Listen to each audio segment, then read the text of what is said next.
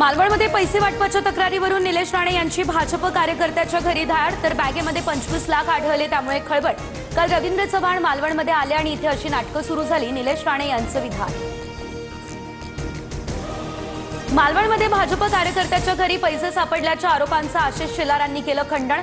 हे असत्य असल्याचं म्हणत निलेश राणेंचे आरोप खोटे असल्याचा शेलारांनी केला दावा। देवेंद्र फडणवीस लोकशाही आणि संविधानाला फासावर देणारे जल्लाद। काँग्रेसचे प्रदेश अध्यक्ष हर्षवर्धन सपकाळ यांची फडणवीसांवर टीका।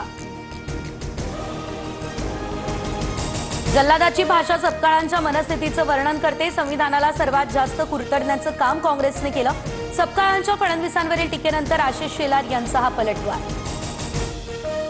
पार्थ पवार जमीन व्यवहार प्रकरणामध्ये कारवाईबाबत मोठी फसवणूक। मुख्यमंत्री फडणवीसांनी 24 तासात अजित पवारांचा राजीनामा घ्यावा। अंजली दमानिया यांचा हा अल्टिमेटम।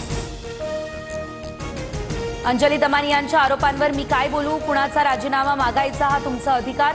दमानियांच्या मागणीवर अजितदादांची प्रतिक्रिया, तर दमानिया काय म्हणाल्या मला माहिती नाही, फडणवीसांचं विधान।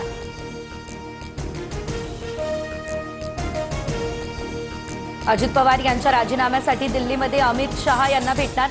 शहांनी भेटीची वेळ न दिल्यास कार्यालयाबाहेर थांबणार।